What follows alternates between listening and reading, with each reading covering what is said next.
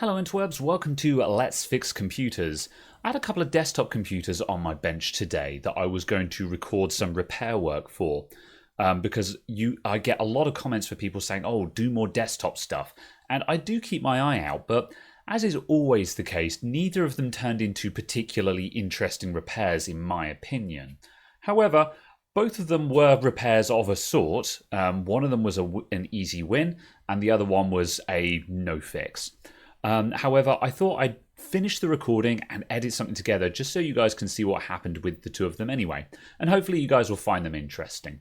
But also, it kind of shows the reason why there's not often that much desktop repair work, because so many desktop repairs go down in a very similar way to these videos, where it's either an extremely easy fix that I just don't think is worth making a video about, or it's some kind of no fix where in my opinion, there's just nothing really to learn from it other than this component was dead, go get a new one. But at any rate, let's take a look at both of them in turn, starting with the easy one. So roll the intro and we'll get into it.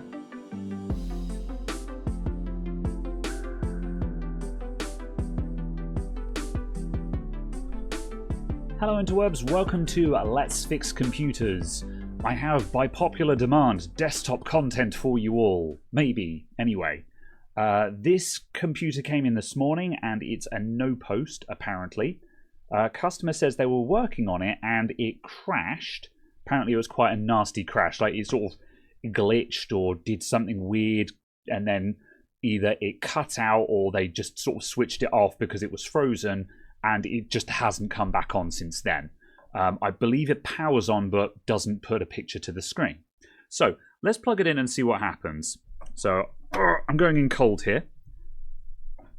For desktop content, I really like making desktop content because you guys want to see more desktop diagnostics, but the amount of times I get to this point in the video, switch it on, and it's a no fault found, you wouldn't believe.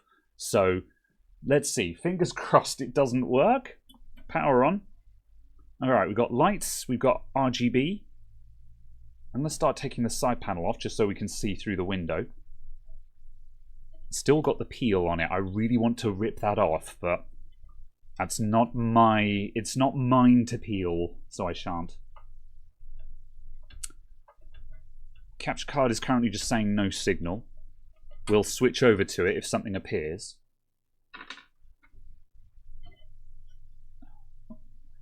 Right, while it waits, I'm just going to see what we've got in here. We've got... it's some kind of Ryzen. Might be a fairly decent Ryzen in there because it's got the Wraith Max cooler on it, the RGB one. The graphics card is it's a 1650.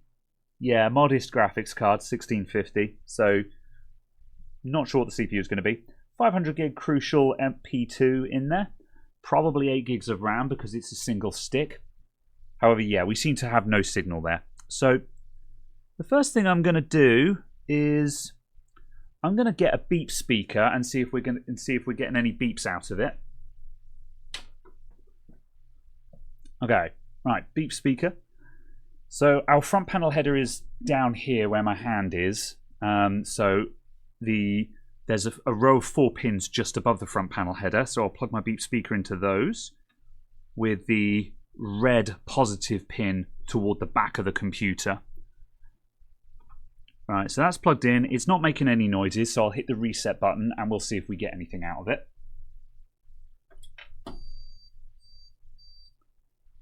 There we go. That's 1 long and 2 shorts we just had. And then it just immediately went quiet. Alright, so we've got some information here. We've got 1 long, 2 short beeps. Now, we could look up what that beep code means. However, most of the time, beep codes are memory related. So I'm going to go straight in with that first, and if we don't get anywhere, then I will start having a look at into that beep code. Okay, so before we start doing anything else, I'm going to disconnect the hard drive by unplugging the SATA cable, and I'm just going to pop out that M.2 SSD there, just so the computer's not trying to boot up at any point, because one of the annoying things about no post is you never know whether it's trying to boot up without a picture or anything, and you're interrupting Windows boot up and upsetting that, and then you've got a scrambled Windows install as well as everything else, and just there. So we'll just unplug that. There's some dust bunnies in here as well. Nothing super bad. Oh, the RAM module's unplugged. The more I look at this, the more things I'm spotting. Let's just zoom in on that. So that is unplugged. That's... oh, I bet that's it. I'm just going to pull that out. What do we got here? Yeah, single 8 gig stick. Yeah, that just wasn't in properly. Oh, if that's it, I'm going to be disappointed.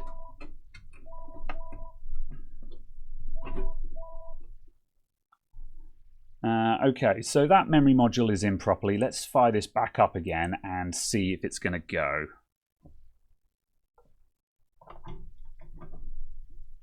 Power on.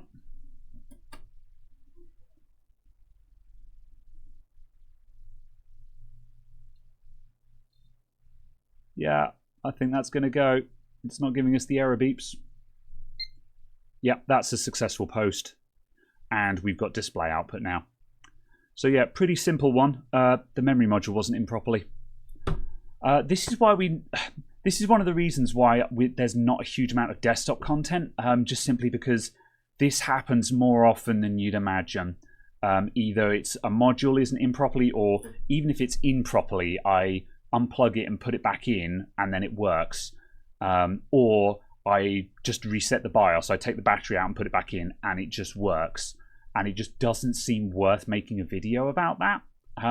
But hey ho, I'll put this one out as just a quick one. Like I'll put it out between other videos or something like that, just as an interest thing.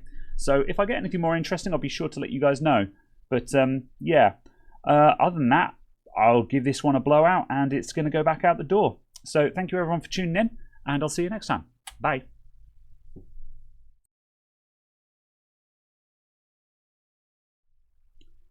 Hello interwebs, welcome to Let's Fix Computers. This might be part of a multi-part video, who knows? However, I've got a Novatech desktop here that does not power on.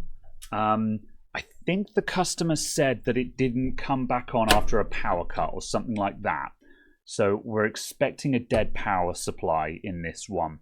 So basically we're going to have a look at this and confirm a dead power supply and just, you know, look at what we're going to do about that, basically. So I've got mouse and keyboard plugged in. Let's get a monitor and power cable. All right, power on at the back. And power button at the front. Nope, that is stone dead. Okay. Righto, well, this one is pretty clear cut. Fair enough. Well, the next step then is to plug in a different power supply and find out. And we'll see if it powers on. So I'm going to unplug this power supply. Just unplug these to make some room. So another thing that we can also do is if I grab a pair of tweezers, these are good for this.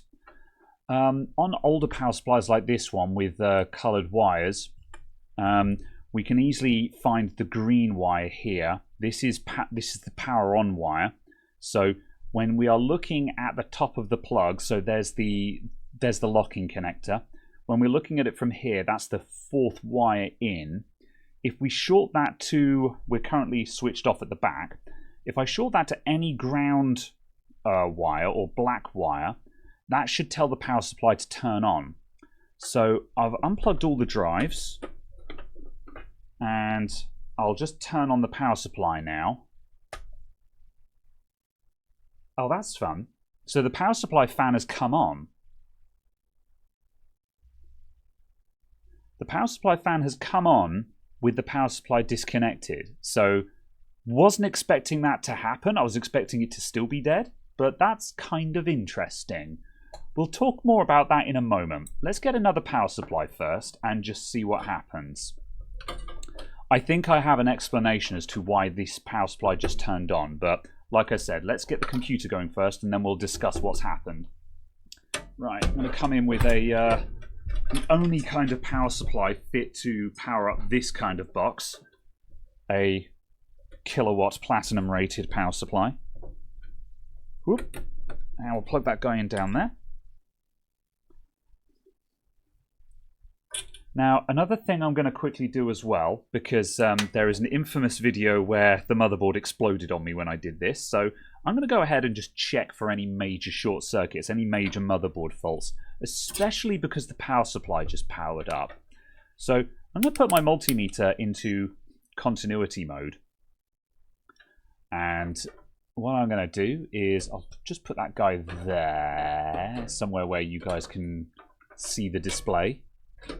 Yeah, that'll do. And I'm just going to poke the black and red probes onto the top and bottom row of pins of the EPS connector. And we're seeing high resistance there. We're in the hundreds of, yeah, we're half a mega ohm, and it's dropping, but hundreds of thousands of ohms, basically. It's not zero, is what I care about. If it came up 0, that would indicate that we have a shorted MOSFET somewhere. Or if it came up just extremely low, like less than 10 ohms, that would indicate that there is a motherboard fault that's causing a short circuit.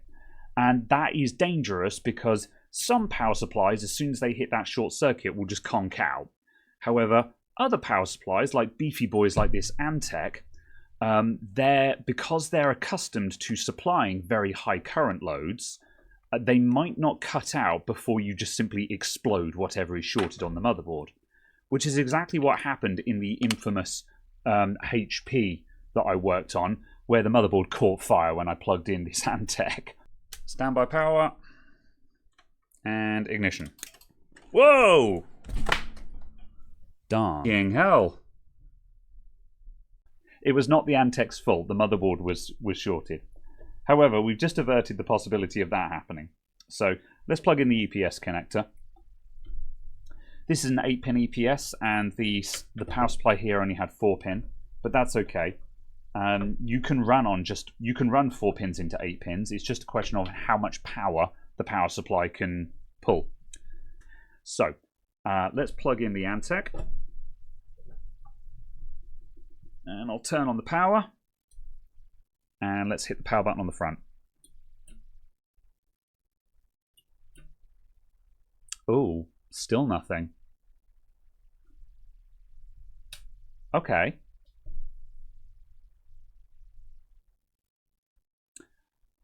Well then, it looks like we have an issue elsewhere.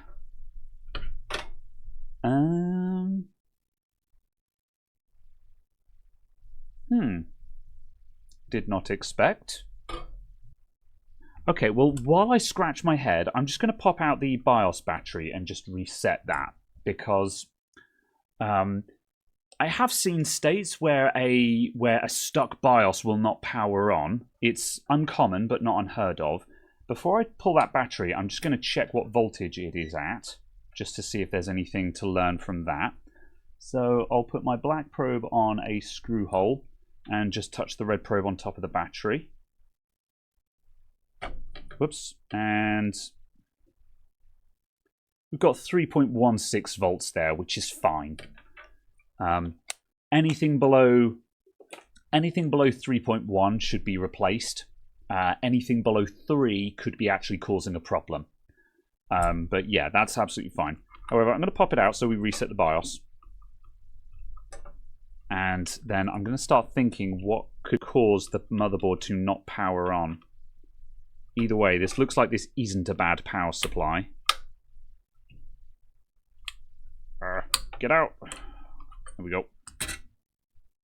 Alright. So, while that is out, I'm also going to... I'd like to take out the...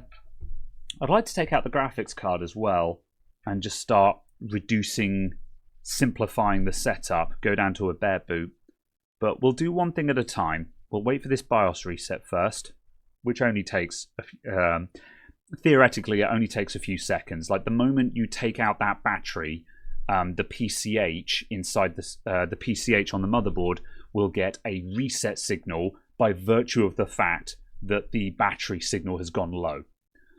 So you don't actually have to wait for 60 seconds. I just always wait a short amount of time just to be certain, because you always want to be absolutely certain. Some people push the power button a couple of times and things like that. I don't think that actually makes a difference. That's not gonna, I don't believe that actually drains any capacitors or anything like that.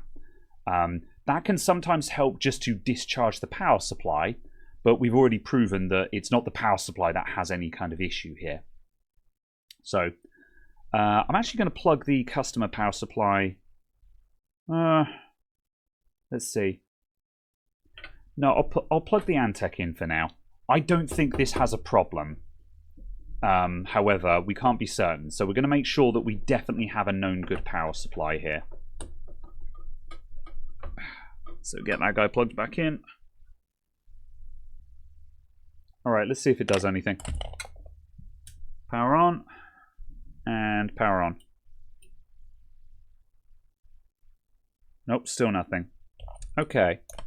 Do we have power to the power button? So let's stick onto... Let's put the black probe on a screw hole for ground. And I'm just going to probe the positive pin of the power button and see if there's anyone at home there. That's some funky looking oscillation there. It looks like the signal is coming and going. I'm just going to put my ground probe on a better ground just to make sure I'm not getting punked by bad probing there. Yeah, okay, let's just manually range so we can see what is happening here.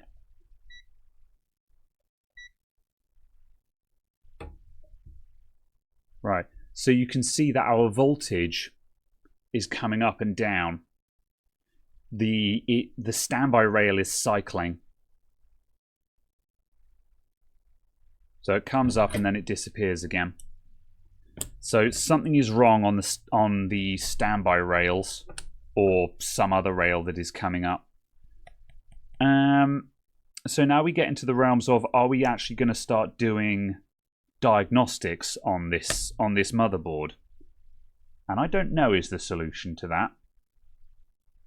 I might just take the CPU out and see if that changes anything. Let's start taking more stuff out. Let's take out the graphics card. I can't see a world where the graphics card and stuff like that is contributing to this, because our motherboard standby rail isn't coming up.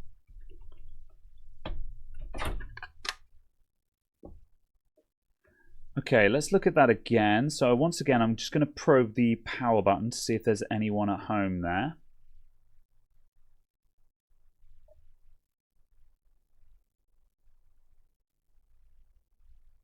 Yeah, and again, we're seeing it just pulsing up and down, which confuses the multimeter greatly while it's in auto ranging mode. Okay, I'm going to take the CPU out and see if that has any impact on it. Also, just so I can see what CPU is in this thing. I'm hesitating because I'm just like, this motherboard is... Ugh, wow, that's no thermal paste at all. That's a Core i5 4440. 4th gen Intel. It's a shame this is Micro ATX because I've got a 4th gen Intel motherboard. We've also got a spare CPU. Whoops, that was a mistake. Alright.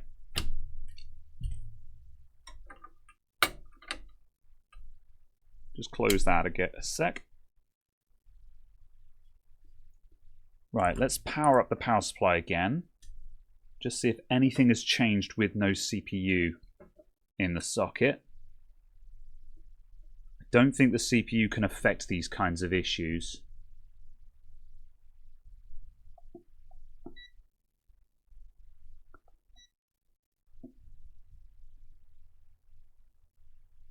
Yeah, once again, we're still getting pulses.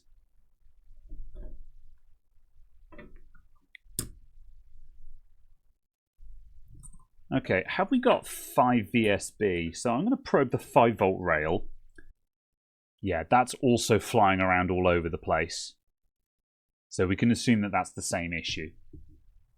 All right, so while that wanders around all over the place, I'm gonna get out the P2 Pro thermal camera and see if anything appears, and it looks like it is. It looks like this regulator down here is getting warm. Okay, right. We've got a dead PCH here. So let's just record this for a moment.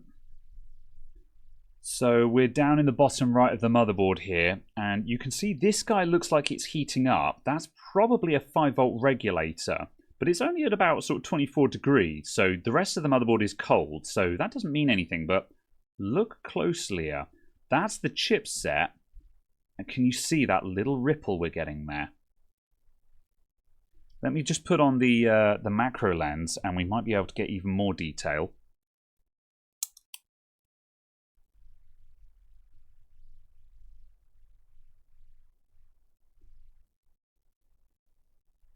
Not really, because there's not much to see, but you can see that little ripple there. And if we just poke around the side, you can see there's a little pulse on all the traces there. So something there, something there is shorted, and it's just causing that little ripple. So let's just probe that spot we were just looking at. I'll try and bring the camera down a bit just so you guys can see what I'm doing. So the power supply is currently off, and I'm in resistance mode on the multimeter. So I'm going to stab my ground probe onto just a black ground wire. And let's just probe that regulator that was pulsing there and just see what's going on.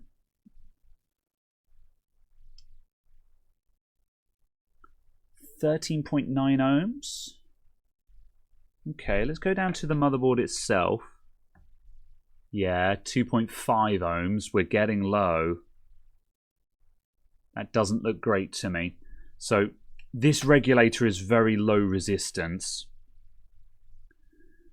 But also the PCH is silicon, so I would expect it to be low resistance. Basically, what I'm worried about is that pulsing doesn't necessarily mean that the PCH is at fault. I could try injecting power and seeing what happens.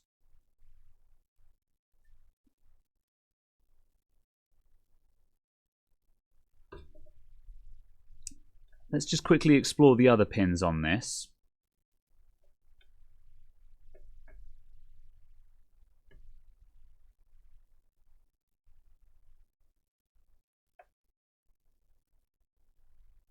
.63 ohms.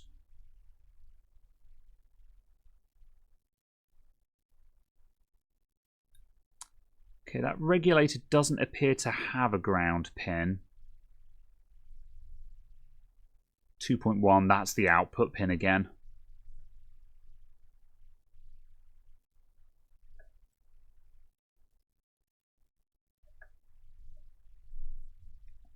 What if I go from 5 VSB to the regulator? Okay, so this pin at the bottom is 5 VSB. Possibly the top as well. That might be something else. However, there's definitely 5-volt standby coming into this regulator. And then the output goes into the PCH. So we could plumb some power into 5-volt standby and see if the PCH just gets hot instead of cutting out. I think I know what the answer to that is going to be, though. I'm going to get an opinion on this. I'll get back to you guys. So this is definitely going to be a dead PCH we've got here. I've just checked in with Greybeards as well to confirm it. And they said, yeah, that's a dead PCH. So let's walk through what's happened to this thing in that case. The regulator we're seeing in the top right here that was showing, room temperature heat, it's not going to get hot because the pulses of power aren't long enough to actually heat it up. If the power was staying on, then it would start burning up, but because we're just seeing those little pulses of power, we're not going to see it actually heat up meaningfully there, not a big chunky boy like this. So this is the 3-volt regulator for the PCH. It's known as 3V dual. And this is powered by 5-volt dual, which itself comes off of 5-volt standby. So that's why we're seeing some power there. And the output of this in the PCH is shorted. We were seeing approximately 2 ohms there, and we should be seeing somewhere in the tens to a couple of hundreds of ohms, certainly not single digits or less. And that's how we know that the PCH is almost certainly dead. Just for funsies though, we can inject directly onto that and we'll see the PCH start burning up. If we put power into there, it should not burn up. It should just provide power to that rail. But if we put power into there and we see this guy just suddenly go blazing hot, that demonstrates our short circuit. So what I'll do, just for the sake of putting on a show, we'll put some power into that. So I might be able to do this just by touching probes in the right place. So let's try and do that. I'll get the ground probe of my power supply and just clamp that onto a screw there. And I'll turn my power supply on and I'll set it to 3 volts and a couple of amps. Okay, so you're seeing just purple there at the moment just because nothing is powered up, and I'm going to come in with my probe, and it's coming from the top here, and ignore that bit, that's a reflection. And I'm just going to touch my probe onto the output of that regulator and we should see stuff light up. There we go. And as you can see, we're now pulling 3 amps at 3 volts and the PCH is just going nuclear. So that's how we know that it's definitely a dead PCH. So that's the end of this motherboard, which is not a particular tragedy. It's a budget 4th gen Intel motherboard. So who really cares? That's probably the end of this computer, in all honesty. I don't have any 4th gen Intel motherboards kicking around. You could easily find another one and we could rebuild this thing. But given the fact that we could also buy a low-cost Dell Optiplex computer that is like 6th gen, 8th gen for, £100, £150. This thing doesn't even have an SSD in it. So there's really very little point in actually rebuilding this computer with a new motherboard. I was exploring the failure of this mode just for the sake of interest, but at this point, it's time to replace this PC. So this thing is dead. The good news is all the customer data on their hard drive, that's probably completely fine. So I will get on the phone to the customer tomorrow and I will tell them their PC is dead and it's time to replace it. We'll have a conversation about what direction they want to go in and we'll transfer their data to a new computer. So sad, but we did at least have a look at the failure mode. So I hope that was kind of interesting. Thank you for everyone for tuning in and I'll see you guys next time. Bye for now.